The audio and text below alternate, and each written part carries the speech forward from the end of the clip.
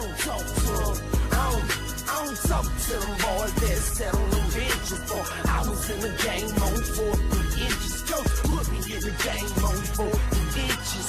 Put me in the game on 4 inches. Coach put me in the game on 4 inches. And I'ma lead them boys.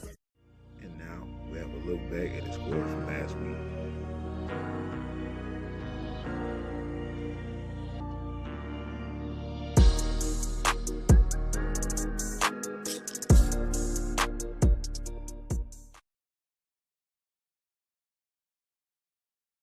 Welcome back to the 4th and Inches podcast. I'm your host, Nick Carwell, along with Mr. William Carwell. And we're just going to get right into it, man. It is championship week around the country. There are some other makeup games, but not important. We're really not going to discuss them.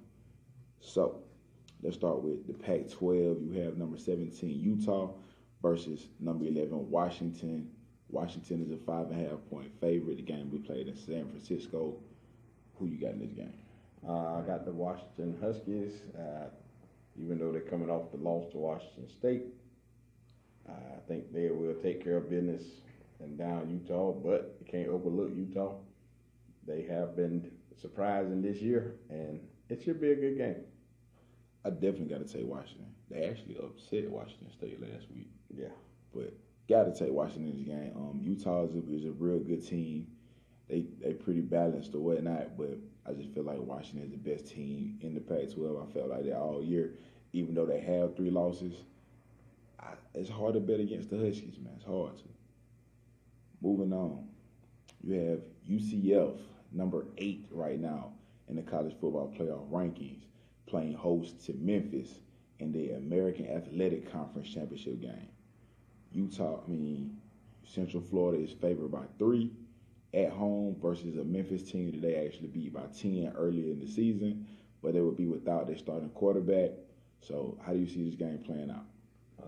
It's really hard to get a handle on this game without their dynamic starting quarterback. How the offense is going to run is after he's been there all season. Although the backup had started the game and they won that game against East Carolina, I believe, but they're better. Central Florida is better than Memphis. They should beat them at home, but it could be really close. I'm gonna be honest. I was taking Memphis in this game, even with the starting quarterback there, because, like I said, they played early in the year. It was a 10-point game. It really could have went in either way. Shootout. Both teams are very high power offensively, and I just like Memphis. I feel like Memphis has more balance on offense. Their running back has almost 1,700 yards rushing, and both quarterbacks can light it up on both sides. So now with the starter out, I definitely have to lean towards Memphis to pull this upset. All right, the home field. I get the home field to Central Florida. I can see that. You have Boise State playing host to Fresno State. Boise being ranked 22nd, Fresno 25th. Both teams come in 10-2. Boise State is favored by 2.5 at home. Once again, in a close game, pretty even. Teams pretty even. I go with the home team. I agree with that. I don't know a lot about either team. They seem to be pretty even though, so I have to go with the home team, Boise State. They don't tend to lose up there on that blue turf. At all. We have Pitt taking on number 2 Clemson in Charlotte. The Clemson Tigers are favored by 27.5 points. That is a lot to be favored by in a conference championship game. But they are favored by 27.5 points. Clemson, of course, comes in undefeated at 12-0, and Pitt is a 7-5 Coastal Division winner. So obviously we have Clemson. Of course, we've got the Tigers' favorite to win this game, but probably closer than the experts think. It's just hard to beat somebody by 27 points, but they have been so dominant within the conference of the ACC this year. It's easy to see why they would be favored. But look for Pitt to put up a fight. They have nothing to lose. I definitely look to Pitt to put up a fight, at least the first half. They're not a terrible team. They've been pretty, I don't want to say good, but they're decent. You know what I mean? They are in a lot of games and just lose late. So I look for Pitt to put up a better game than 27.5 suggests. Although with a team like Clemson, their defensive line can suffocate they can suffocate you offensively, and the offense is so explosive that they can get on a roll and really put 50 up on somebody. So I think Pitt will keep it closer than that, but I wouldn't be surprised if it's a blowout. Clemson is a much better team. Yeah, Clemson is better. Now we're going to talk about some games that really matter. You have number 21 Northwestern at 8-4 taking on the number 16 Ohio State Buckeyes at 11-1. This game will be played in Indianapolis. Ohio State is favored by 14. How do you have this one playing? I got the Buckeyes rolling. Urban Meyer will have them, the offense, firing on all cylinders. They will be looking to impress the committee, look for another blowout from the Buckeyes, but their defense must play better. Ohio State is a hard team to pick because they looked so terrible this season. But then you have the game like last week against Michigan when it really mattered, and they just dominated that game in every way. Offensively, defensively, every way, they pretty much dominated that game. Even though they gave up 39 points, they scored 62. So it wasn't close at all. With that being said, if they can bring that same, momentum and motivation into this week, it should be a similar type game. However, if they don't, Northwestern can beat them. If they play against Northwestern like they played against Maryland or Purdue, they will be beat because Northwestern is a solid team. But I still have to take Ohio State to win the game, though. Urban Meyer just seems to be able to push those buttons in big games to get wins. I just hoping Northwestern keeps it close, plays good defense. What you look for in the championship game is you look for the champion to have to earn it. Each championship should be earned. Nobody gives you a championship, no matter what it is. It should be earned. So I hope Northwestern keeps it close and makes a game of it. I concur with that. The Big 12 championship, which has a lot riding on it. Number 14 Texas at 9-3 versus number 5 Oklahoma at 11-1. Their only loss being to Texas earlier this year, pretty much in the same place. They played in the Cotton Bowl earlier this year. Now they're playing in Cowboy Stadium. And Oklahoma's favored by 8 after losing to Texas earlier this season. No doubt, revenge is a big motivating factor. This is one of the most intriguing matchups of the entire weekend. Definitely. If you missed the first game, don't miss this one. It went down to the last possession. Yeah. I expect more of the same. The two teams, they know each other well. They play all the time. And the Red River Shootout is part 2, so don't miss it. Get your popcorn. They don't call it the Red River Shootout anymore. It's the Red River Rivalry now. Why did we become so PC with the names of these games? Well, guns are still blazing in the South. We're in the dirty South, and guns are still blazing. Hey, I don't get it. Never mind. Politically correct. It's crazy. Because so many people, we have such a big problem in this country with people dying from gunshots. Mm-hmm. So that was a way to try to get away from that, not to publicize it, but they still selling guns, of course. So it really has nothing to do with this. But I apologize. We got off on a tangent. But anyway, I like Oklahoma. Yeah, I like Oklahoma in this game for the same reason I liked Oklahoma when they played earlier in the year, because Kyler Murray is going to be the best football player on the field. And even though Texas won by a field goal, I think Oklahoma's going to play better. I think Oklahoma's defense is going to get enough stops. All you really need is 2 stops. They can stop Texas twice, they will outscore Texas because Kyler Murray and that offense, they've really not been slowed down by anyone all season.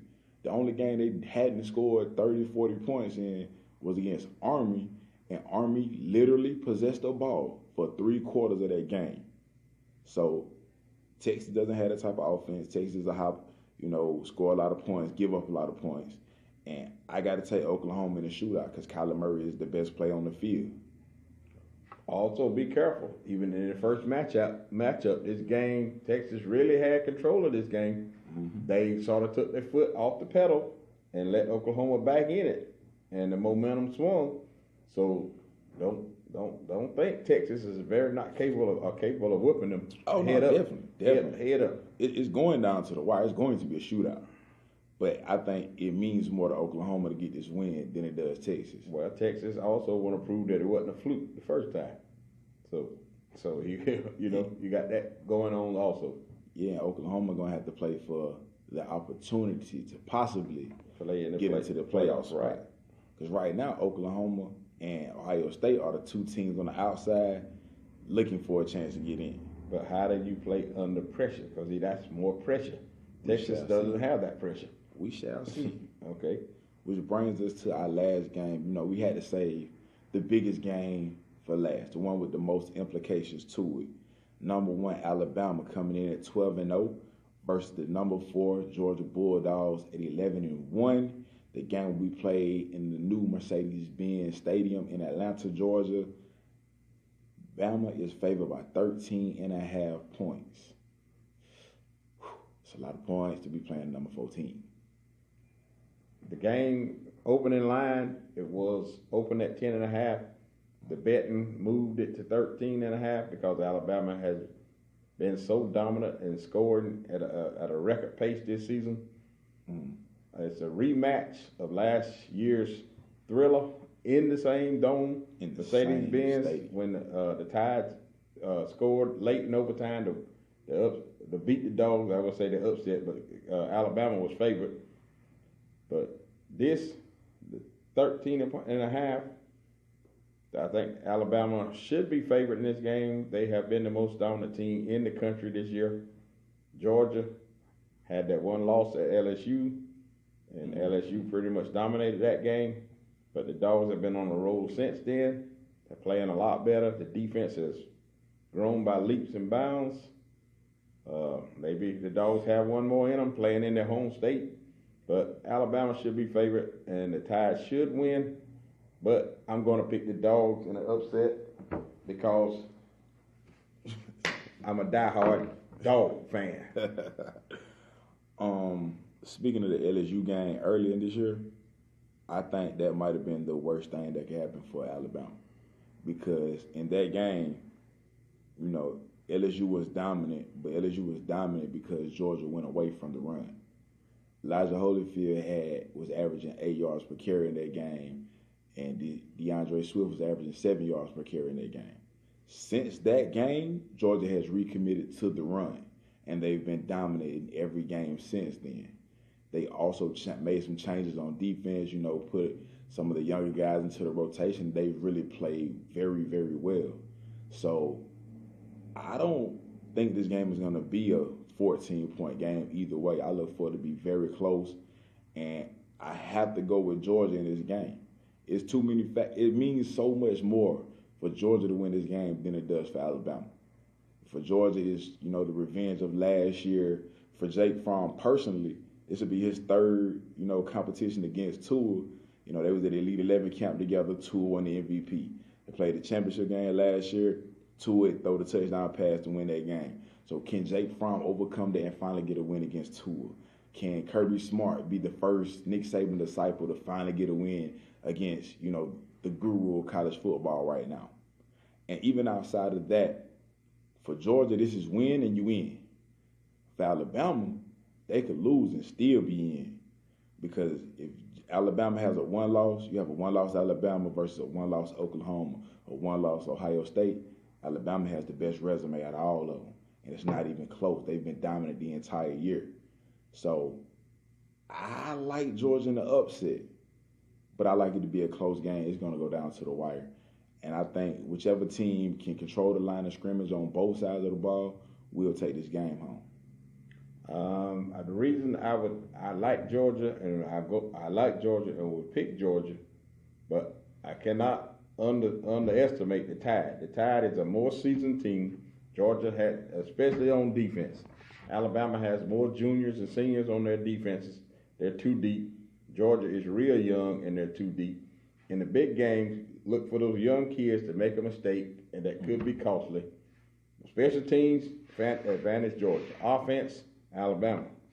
Defense, Alabama gives a slight edge. coaching. Nick Saban has won so many games. You have to give him the edge because he's been in all these big games and he beat Kirby Smart last year. So everything points to Alabama. But that's why they play the game. I can't really disagree with much that you said, outside the fact that I wouldn't give Alabama the advantage on defense, because to me, Georgia has the two best defensive players in the game with DeAndre Walker and DeAndre Baker. The nose tackle Quinn Williams for Alabama, Great. All-American. He's a great player. He is a great player. I've taken nothing away from him. But those two people right there, almost everybody that we're talking about on this field will play on Sunday. It's going to be that many people on this field playing on Sunday. It's going to be a lot. So as you see, the big names you'll see, they're playing on Sunday, and a lot of the underclassmen you'll see will eventually play on Sunday. Definitely. Yeah, there'll be a lot of scouts. It's one of those type of games. So I just look forward to be a good game. Of course, I'm going to pick Georgia. I'm a Georgia fan. I'm biased. I admit it. So what? I'm never going against the Dogs, but won't be shocked if Alabama beats them. Not at all. But never going against the Dogs and hunker down.